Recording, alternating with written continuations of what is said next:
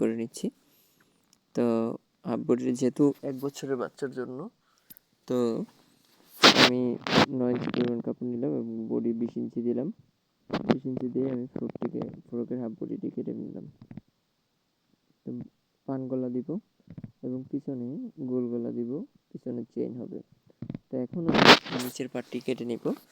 নিচের পাটটি আমি 20 ইঞ্চি পরিমাণ নিয়ে রাউন্ড করে সুন্দরভাবে কাটিং করে নিচ্ছি আপনারা এভাবে। তো লং আমি 19 ইঞ্চি দিলাম, 19 ইঞ্চি এখানে কেটে নিলাম।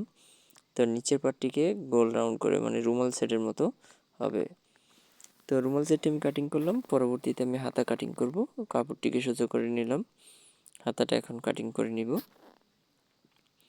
তো হাতা কাটিং এই মুহূর্তে যতটুকু মাপ মতো প্রয়োজন আছে ততটুকু নিয়ে নেবেন। তো আমি হাতাটা কাটিং করে নিলাম। পরবর্তীতে আমি গলাটা কাটিং করে নিব। তো যেহেতু গলার ডিজাইন একবারে সুন্দর করে কিন্তু আমি গলার ডিজাইনটা দিয়ে নিব। তো রাউন্ড করে কেটে নিলাম। এক পাটি হবে, উল্টা পাশ থেকে বাঁ পাশে সেলাই করব। তো সেলাই জিনিসটা পরবর্তীতে দেখাবো। তো এটাকে আমি সাইড বেল্ট দিব। তো সাইড বেল্টে আমি কেটে নিলাম। যেহেতু 1 বছরের বাচ্চার জন্য তৈরি করা হয়, 1 থেকে 1.5 বছর। তো কাটিংয়ের পরে দেখলেন কতটুকু। তো আসেন এখন মেশিনে চলে যাই। প্রথমে আমি সাইড বেল্টটা সেলাই করে নিব। তো সাইড বেল্টটা যেহেতু ছোটো ছোটো কাজগুলো আগে কমপ্লিট করে নেবেন, করে নিলে খুব সুন্দর হবে। তো সাইড বেল্টটা সেলাই করার পরে এটা উল্টিয়ে নিব। তো উল্টিয়ে নিলে এই কাজগুলো আগে ভাগে শেষ করে নেব। ভিডিও পেতে অবশ্যই আমার চ্যানেলটি সাবস্ক্রাইব করবেন। ফেসবুক পেজে ভিডিওটি দেখে থাকলে অবশ্যই ফেসবুক পেজটি ফলো দিয়ে সাথে থাকবেন। তো আমি গলাটাকে সুন্দরভাবে কাটিং করে নিচ্ছি, রাউন্ড করে চালিয়ে দিলাম। তো গলাটা কমপ্লিট, গলা লাগাবো। উল্টা পাশ থেকে বাঁ পাশে নিয়ে তো আমি কিন্তু গলাটা লাগিয়ে দিলাম। গলাটা সেলাই দিলাম, সেলাই কাঁচা দিবেন, কাঁচা দিয়ে মুখে সুন্দরভাবে চাপ সেলাইটা দিয়ে দিবেন। আমি এখন গলাটি সুন্দরভাবে সেলাই করে দিচ্ছি।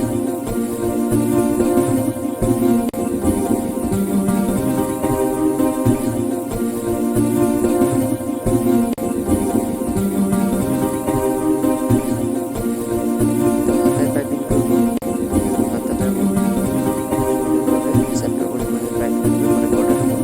এজন্য আমি বর্ডারটা দিয়ে দেবো। তো নিচের পাটের এক সাইডটা আমি সেলাই করে নিচ্ছি। সেলাই করে তারপরে নিচের পাইপিংটা করে নিব। নিচের পাইপিংটা আমি নিচে পরিমাণ দিব। প্রথমে জয়েন্টটা দিয়ে নিচ্ছি পাইপিংয়ে। পাইপিংয়ে জয়েন্টটা দেওয়ার পরে এক পাশটা আমি ভাঁজ করে নিব।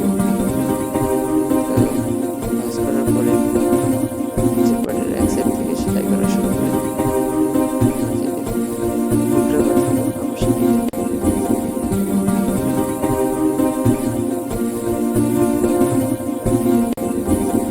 তো আমি উল্টা পাশ থেকে বাঁ পাশে নিয়ে নিব। এটা কিন্তু ডাবল পাইপিং।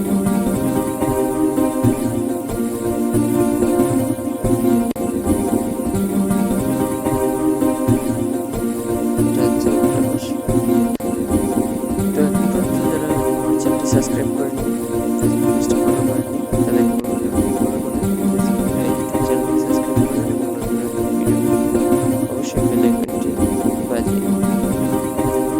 তো আমি পাইপিংটা এখন শেষ হয়ে গেছে, এটা রেখে দিব।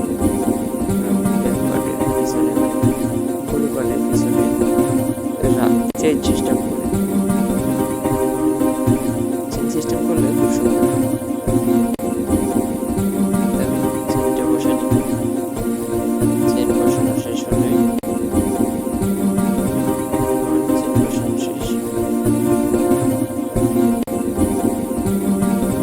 চেইন বসানো শেষ হওয়ার পরবর্তীতে গলার কাপড়, পিছনের গলার কাপড়টা আড়া করে কেটে নিলাম ডাবল ভাঁজ করে। উল্টা পাশ থেকে বাঁ পাশে নিয়ে সুন্দরভাবে গলার পিছন